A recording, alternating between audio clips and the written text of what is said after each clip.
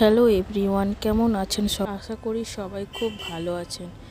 আজকে যে রেসিপিটি তৈরি করব এটা খুব হেলদি, শীতকালের জন্য তো খুবই ভালো, সবার খেতে খুব ভালো লাগবে।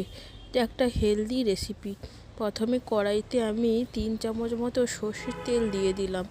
এবার 1 চামচ ফোড়ন দিয়ে দিলাম এবং 5-7টা কাঁচা লঙ্কা ওর মধ্যে দিয়ে দিলাম। আর আগে থেকে বড় বড় করে কেটে রাখা 2টো পেঁয়াজ আমি কুচিয়ে রেখেছিলাম, মোটা দিয়ে ভালোভাবে ভেজে নেব। এবার আগে থেকে গ্রেট করে রাখা আদাটাকেও আমি দিয়ে দেব।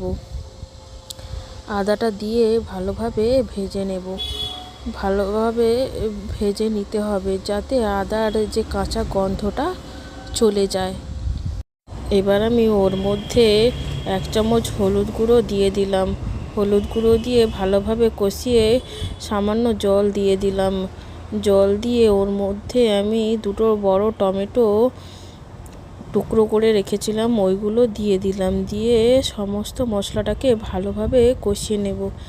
এই মশলাটা কষানো হয়ে গেলে ওর মধ্যে আমি আগে থেকে কেটে রাখা সবজিগুলো দিয়ে দেব। এখানে আমি লাউয়ের ডাঁটা, পেঁপে, কলা ও আলু নিয়েছিলাম, যেগুলোকে আমি আগে থেকে কেটে ভালোভাবে ধুয়ে পরিষ্কার করে রেখেছিলাম। এবার ওই মশলার সাথে সমস্ত সবজিগুলো দিয়ে এবার আমি খুব ভালোভাবে কষিয়ে নেব। সমস্ত সবজিকে এইভাবে ভালোভাবে ঢাকিয়ে কিছুক্ষণ কষিয়ে নেওয়ার পরে আমি ওর মধ্যে স্বাদ অনুযায়ী লবণটা দিয়ে দেব।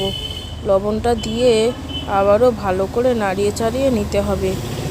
যারা আমার ভিডিও ইউটিউব থেকে দেখছেন তারা অবশ্যই আমার চ্যানেলটিকে সাবস্ক্রাইব করবেন ও পাশে থাকা বেল বাটনটিকে বাজিয়ে দেবেন ও একটি লাইক দেবেন। যারা ফেসবুক থেকে দেখছেন আমার ভিডিও ভালো লাগলে অবশ্যই আমার পেজটিকে ফলো করে দেবেন। এদের সাথে কথা বলতে বলতে আমার সবজিগুলো কষানো হয়ে গেছে। এখানে প্রায় আমি 2 বাটি জল দিয়ে দিলাম। দিয়ে ভালোভাবে ফুট আসা পর্যন্ত ওয়েট করতে হবে। এবার আমি ওর মধ্যে আগে থেকে ভেজে রাখা মাছগুলো দিয়ে প্রায় 15 মিনিট রান্না করে নিলেই রেডি হয়ে যাবে আমার এই হেলদি মাছের ঝোল। সবাই ভালো থাকবেন, সুস্থ থাকবেন ও আশেপাশের মানুষদের ভালো রাখবেন। টাটা।